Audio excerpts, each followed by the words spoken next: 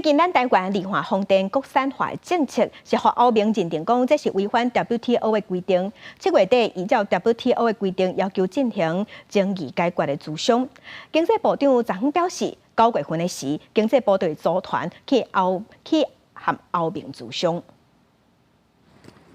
世界贸易组织 WTO 7月底举行争端解决小组会议，欧盟伫会中要求甲台湾进行磋商，就是因为欧盟认定台湾离岸风电国产化政策违反 WTO 规定，为着解决离岸风电引起的争议，经济部长桂智慧26正式9月会组团去欧盟磋商。什么样的方式呢？可以对我们国内的厂商以及对国外的这些厂商，大家都能够这个接受。所以这一部分呢，我想我们会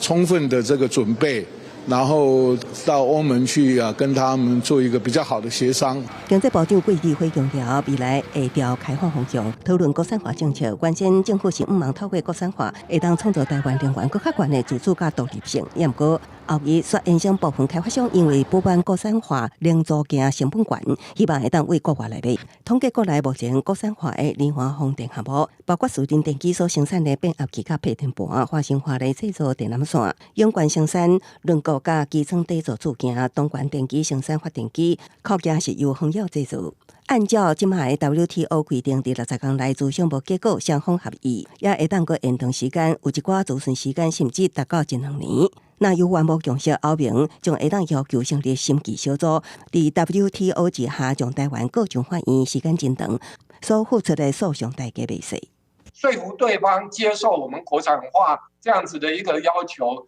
对方点头的几率其实不高了。到最后就是我们经济部这边可能最后还是会妥协，然后对于国产化的要求就不再那么紧。经济部强调，风电国产化并不是贸易保护主义，是徛伫国家安全、能源安全考量，并无违反 WTO 规定。也毋过专家提醒，若开发商无愿意配合国产化政策，本地厂商佫无充足的条件做开发，能源风电国家队毋但是无法度成立，对再生能源政策恐惊也真歹达标。记者综合报道。